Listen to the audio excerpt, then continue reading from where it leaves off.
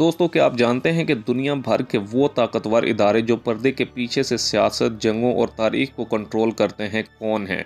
आज हम आपको लेकर चलेंगे एक ऐसे पुरसरार सफ़र पर जहां हम दुनिया के 10 सबसे ताकतवर इंटेलिजेंस एजेंसीज के बारे में जानेंगे। ये इदारे न सिर्फ जासूसी करते हैं बल्कि कभी कभी फिल्मों से भी ज़्यादा सनसनीखेज ऑपरेशंस करते हैं। तो तैयार हो जाएं क्योंकि ये कहानियां हकीकत से भी ज़्यादा दिलचस्प हैं। नंबर 10 पर है CIA, जो अमेरिका का सबसे मशहूर खुफिया इदारा है। दोस्तों, 1947 में कायम होने वाला ये इदारा दुनिया भर में जासूसी, डेटा इकट्ठा करने और हुकूमत को सिक्योरिटी अलर्ट्स देने के लिए जाना जाता है। जबकि सर्द जंग के दौरान CIA ने सोवियत यूनियन के खिलाफ बड़े ऑपरेशंस चलाए, जैसे 1953 में ईरान के वज़ीर आज़म मोहम्मद मुसद्दिक को गिराने का मंसूबा। जबकि आजकल ये साइबर वॉरफेयर, दहशतगर्दी के खिलाफ जंग और चीन जैसे ममालिक की सरगर्मियों पर नज़र रखता है। जबकि हैरत की बात यह है कि CIA का बजट खुफिया रखा जाता है, लेकिन अंदाज़ों के मुताबिक ये $15 अरब सालाना से ज़्यादा हो सकता है। क्या आपको लगता है कि ये बजट जासूसी के लिए काफ़ी है? नंबर 9 पर बरतानिया का MI6 है, जो जेम्स बॉन्ड फिल्मों की वजह से पूरी दुनिया में मशहूर हुआ। 1909 में कायम होने वाला ये इदारा दूसरी जंग अजीम के दौरान नाजी जर्मनी के खिलाफ खुफिया मालूमात इकट्ठा करने में अहम किरदार अदा कर चुका है। जबकि MI6 का हेडक्वार्टर लंदन में एक पुरसरार इमारत में मौजूद है, जिसे मकामी लोग द बॉक्स कहते हैं। जबकि हालिया बरसों में ये इदारा रूसी स्पाई नेटवर्क, साइबर हमलों और जोहरी हथियारों के खिलाफ काम कर रहा है। और हाँ, जेम्स बॉन्ड जैसे 00 कोड वाले एजेंट सिर्फ फिल्मों में ही होते हैं।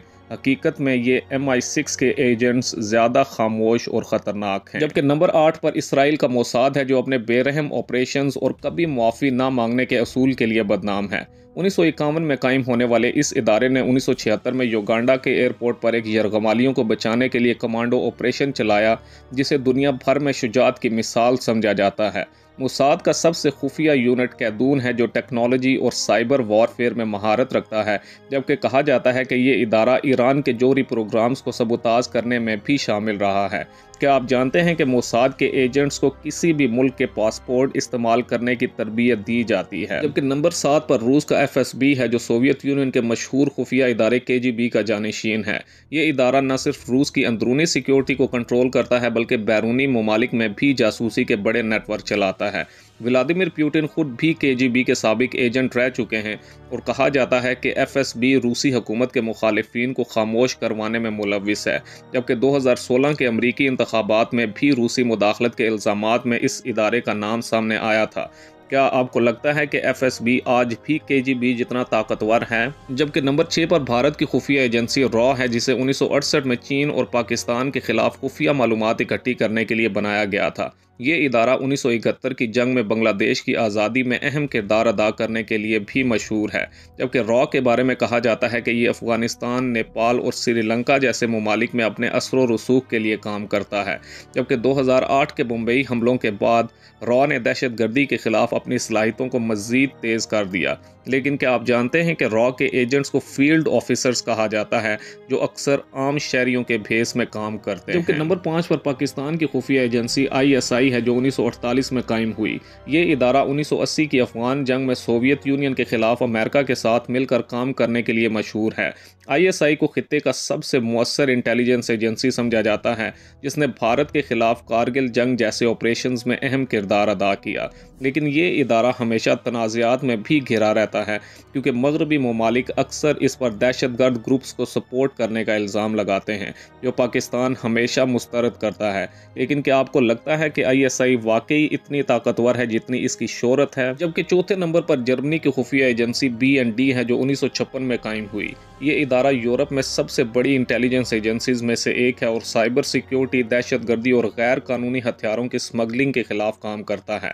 एडवर्ड स्नोडन के लीक होने वाले दस्तावेजात में BND के बारे में बताया गया था कि ये इदारा यूरोपीय यूनियन के अहम रहनुमाओं की जासूसी भी करता है।